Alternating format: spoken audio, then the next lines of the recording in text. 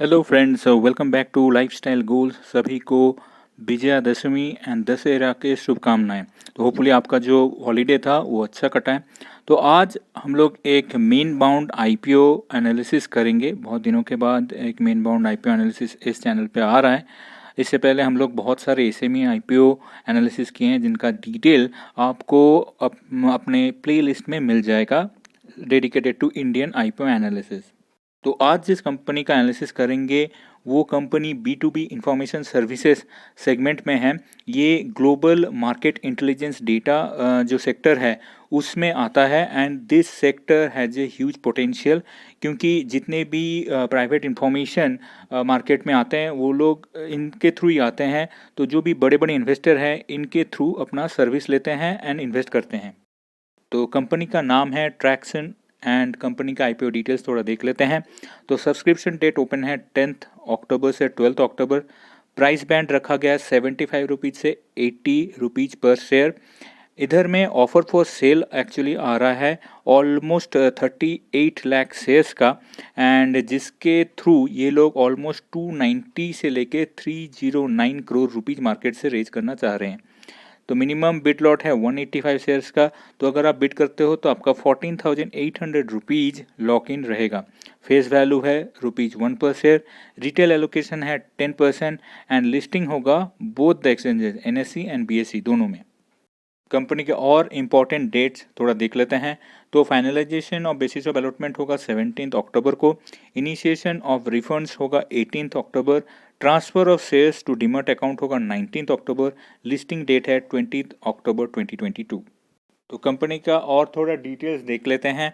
तो company is in the business of global market intelligence and they provide information about privately listed companies and private companies. ये जो global B2B market है उसका अभी का market size है $140 billion 2020 में। एंड ये एस्टिमेटेड है कि बाय 2025 ये जो सेक्टर है ये बढ़ के हो जाएगा $190 बिलियन का। तो ऑलमोस्ट 6.2% का CAGR लेके ये सेक्टर ग्रो करेगा। And this company Turkson limited जो कंपनी है ये ग्लोबली टॉप 5 प्लेयर्स में आता है। तो ऑब्वियसली कंपनी को ये जो ग्रोथ आएगा उसका बेनिफिट तो मिलेगा। कंपनी के जो मेन प्रमोटर्स हैं उनका नाम है Neha Singh and Abhishek Goyal. Company में शेयर होल्डिंग पैटर्न थोड़ा देख लेते हैं। तो जो टोटल प्री ऑफर स्टेक है वो नेहा सिंह के पास है 25.46% एंड अभिषेक गोयल के पास है 25.46। तो दोनों को मिला के 50.93% स्टेक है। एंड जो भी ऑफर फॉर सेल आ रहा है वो आ रहा है 36.42% शेयर्स में। इनमें अगर आप देखेंगे तो मेनली जिनका ऑफर फॉर सेल आ रहा है वो है एलिवेशन कैपिटल। ये प्राइवेट इक्विटी प्लेयर था जो अभी एग्जिट कर रहा है ये कंपनी। बाकी जो भी प्लेयर्स हैं उनमें से अगर आप देखोगे तो बड़े जो नाम हैं वो आप देख सकते हो बिनी बंसल, सचिन बंसल का, जिनके पास 1.26% ईच स्टेक था जो इस ऑफर फॉर सेल्स के थ्रू सेल होगा। तो ये रहा इनका share holding pattern currently. And इनका जो ब्रीफ फिनेंशियल्स हैं वो थोड़ा देख लेते हैं। कंपनी के फिनेंशियल्स अगर आप देखोगे तो रेवेन्यू में एक अच्छा खासा ग्रोथ देखने को मिल रहा है, बट ये कंपनी लास्ट 3 इयर्स में प्रॉफिट पोस्ट नहीं कर पाई है। लॉस मेकिंग कंपनी है, EPS नेगेटिव है, तो PE का कोई सेंस नहीं बनता। बट इनका जो नेट एसेट वैल्यू है वो ऑलमोस्ट अभी लेटेस्ट फाइनेंशियल ईयर में 2.3 के आसपास है। तो अगर आप इनका जो ऑफर प्राइस देखोगे 75 टू 80 रुपीज़ का, तो उस रेंज में इनका जो ऑफर प्राइस आ रहा है उनका प्राइस टू बुक बन रहा है almost 37 to 40x, which in terms of valuation थोड़ा मुझे हाई लग रहा है। अब इनके कंपनी के दूसरे डिटेल्स देख लेते हैं। Outstanding litigation against the company अगर आप देखोगे तो एक 3.2 करोड़ का एक केस चल रहा है इस कंपनी के अगेंस्ट में। एंड बाकी छोटे मोटे केस हैं, तो सब मिला के आई थिंक 3.3 करोड़ का टोटल आउटस्टैंडिंग लिटिगेशन केस है इस कंपनी के अगेंस्ट में। कंपनी में जो भी इन्वेस्टर थे एंड इनके जो फाउंडर हैं उनका जो एवरेज प्राइस ऑफ एक्विजिशन अगर आप देखोगे तो इन्वेस्टर लोगों का average price of acquisition almost 37.4 rupees के आसपास है। एंड लास्ट 1 ईयर में जो एवरेज प्राइस ऑफ एक्विजिशन है वो भी 37.4 है। तो ये लोग जो ऑफर प्राइस लेके आ रहे हैं वो ऑलमोस्ट 75 टू 80 रुपीज़ के आसपास है। तो almost 2x of average price of acquisition ये लोग मल्टीपल बिठा के अपना ऑफर प्राइस लेके आए हैं, विच इन टर्म्स ऑफ अगर वैल्यूएशन बोलोगे तो उतना हाई नहीं है, बट इनका फिनेंशियल्स भी उतना खास कुछ है नहीं। अगर आप इनका P&L स्टेटमेंट देखोगे तो ऑब्वियसली आपको देखने को मिल रहा है कि रेवेन्यू टर्म्स में ये लोग अच्छा नंबर लेके आ रहे हैं, बट इनका अगर मार्जिन से आप देखोगे तो बहुत ही थिन मार्जिन है। एंड इसी कारण से इन लोग का जो नेट प्रॉफिट वो अभी तक लॉस में है। मतलब ये कंपनी एक लॉस मेकिंग कंपनी है। तो कंपनी का फिनेंशियल्स जो लेटेस्ट क्वार्टर है उसमें पॉजिटिव इन्होंने नेट प्रॉफिट पोस्ट किया है। अगर उसी फिनेंशियल मंथ का या क्वार्टर का हम लोग डेटा एनालिसिस करें तो लेटेस्ट क्वार्टर में इनका जो एबिटा मार्जिन बन रहा है वो ऑलमोस्ट 3.5-4% के आसपास है, which is not very good. And इनका जो प्रॉफिट मार्जिन बन रहा है वो लेस देन 1% है। तो आप हिसाब लगा सकते हो, क्योंकि ये जो कंपनी जिस सेक्टर में है वो हाईली कमोडिटाइज्ड कंपनी सेक्टर है। इधर मार्जिन्स थिन होने के चांसेस ज़्यादा हैं। एंड एज एन होल ये कंपनी जितना ग्रो करेगी हो सकता है इनका मार्जिन बेटर हो सके।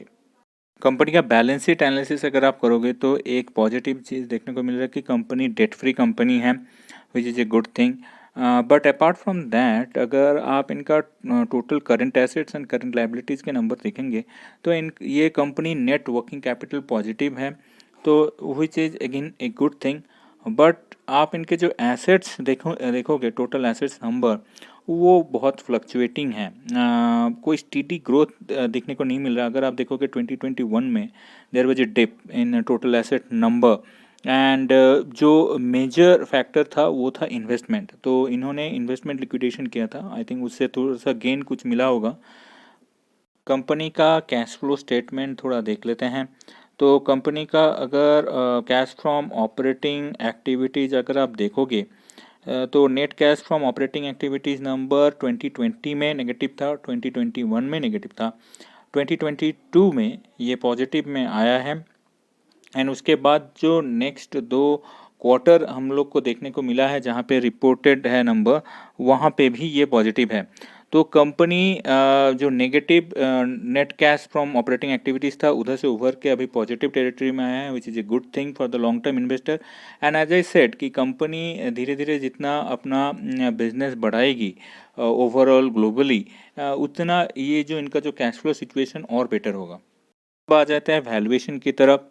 तो इनका जो वेटेड एवरेज ईपीएस जो बन रहा है वो है नेगेटिव। एज आई सेड कंपनी ने अभी तक फुल फाइनेंशियल ईयर में पॉजिटिव ईपीएस पोस्ट नहीं किया, तो इसीलिए पी रेशियो का तो कोई सेंस नहीं बन रहा है। बट जो क्वालिटेटिव फैक्टर्स इनके जो वैल्यूएशन में इम्पैक्ट किए हैं वो है इनका status as a leading global provider of differentiated private market data and intelligence, diverse long-standing growing global customer base, scalable and secure technology platform, significant cost advantage and एक strong promoter group।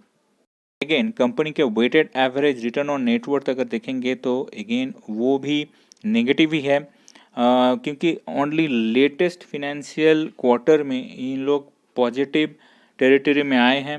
तो hopefully ये trend continue रहे next few quarters and years में, which will give this company a good boost. So again net asset value अगर आप देखोगे तो as on March 31, 2022 2.06 का है।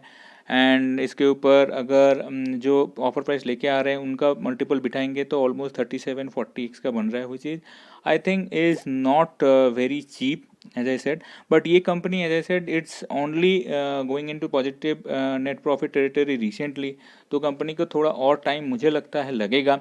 तो ओवरऑल फिनेंशियल्स उतने कुछ खास नहीं है। One good thing it's a debt free company. Company का जो ग्लोबल प्रेजेंस है वो बहुत सॉलिड है। तो लिस्टिंग गेन के लिए अगर आप जा रहे हो इस कंपनी में, मुझे नहीं लगता आपको कुछ खास लिस्टिंग गेन मिलेगा। बट अगर आप लॉन्ग टर्म इन्वेस्टर हो एंड थोड़ा सा रिस्क ले सकते हो लॉन्ग टर्म में, तो आप इस कंपनी में इन्वेस्ट करके रख सकते हो as a long term investment. Hopefully आपको आज का ये एनालिसिस अच्छा लगा है। Thanks for watching, keep sharing, keep learning.